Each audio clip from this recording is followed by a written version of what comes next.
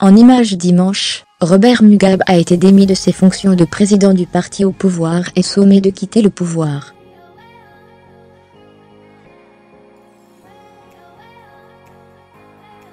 L'autoritaire Robert Mugabe, au pouvoir au Zimbabwe depuis 1980, a été désavoué dimanche par son parti, qui l'a menacé de destitution s'il ne quittait pas d'ici lundi midi la présidence du pays.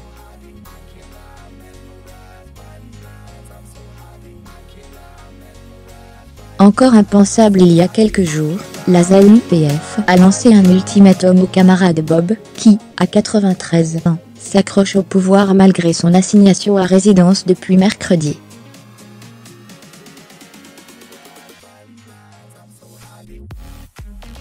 Il doit démissionner de la présidence du Zimbabwe, et s'il ne l'a pas fait d'ici lundi midi.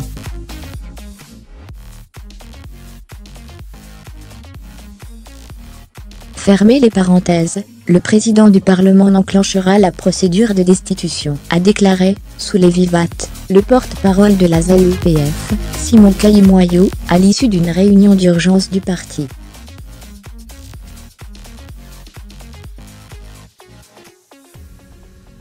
Cet ultimatum est considéré comme une tentative de donner une fin sans heurts à un règne de 37 années après l'intervention de l'armée qui a écarté le vieux chef d'État de 93 ans, dans la nuit de mardi à mercredi.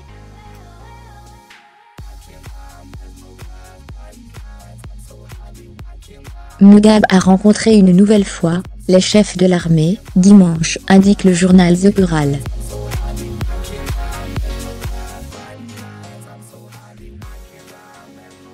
Les négociations visent à l'inciter à quitter le pouvoir de lui-même.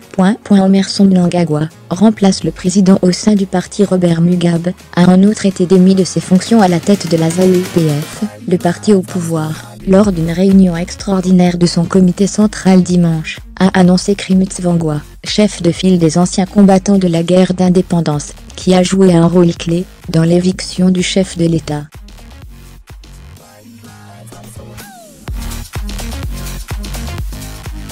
L'ex-vice-président Emmerson Mnangagwa, dont le limogeage, la semaine dernière a précipité l'intervention de l'armée, le remplace et sera le candidat du parti au pouvoir à l'élection présidentielle de 2018, a annoncé un porte-parole du parti.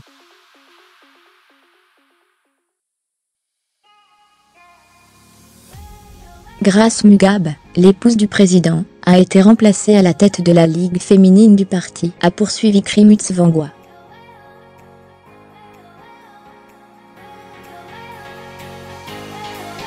Nous irons jusqu'au bout, a-t-il assuré, interrogé par RT alors qu'il se rendait à la réunion du comité central, estimant que Robert Mugabe n'avait plus qu'à démissionner, et à quitter le pays.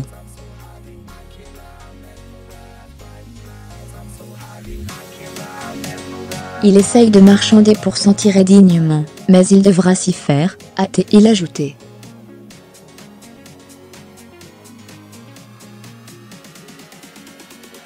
Fermez les guillemets. Lire aussi Zimbabwe, le crocodile Emmerson Mnangagwa en embuscade. L'ultimatum posé par le parti à Robert Mugabe fait suite à l'une des plus grandes manifestations jamais organisées depuis l'indépendance et l'arrivée au pouvoir du président en 1980.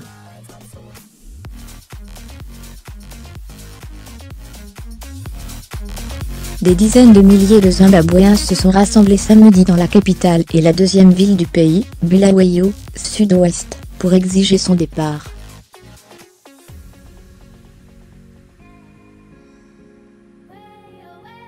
Un jour historique, a résumé samedi soir, avec une voix émue, la présentatrice du journal de la ZBC, la télévision d'État.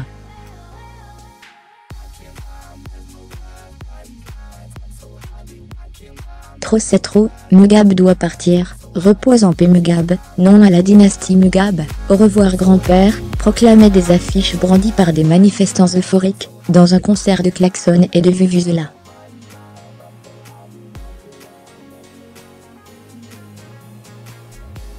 Toute la journée de samedi, les manifestants, issus de tous bords politiques, ont salué l'intervention de l'armée qui a pris le contrôle du pays dans la nuit de mardi à mercredi et assigné à résidence Robert Mugabe.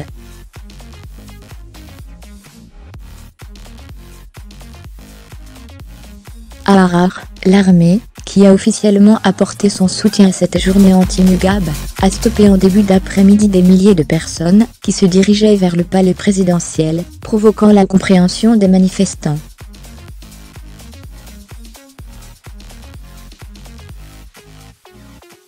La foule s'est finalement dispersée dans le calme, sous l'œil de militaires masqués et lourdement armés.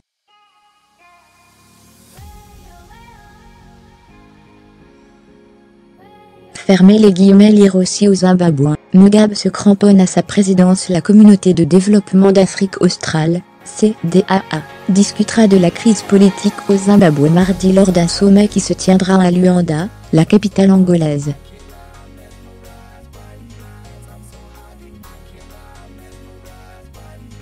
La communauté de développement d'Afrique australe, CDAA, discutera de la crise politique au Zimbabwe mardi lors d'un sommet qui se tiendra à Luanda, la capitale angolaise.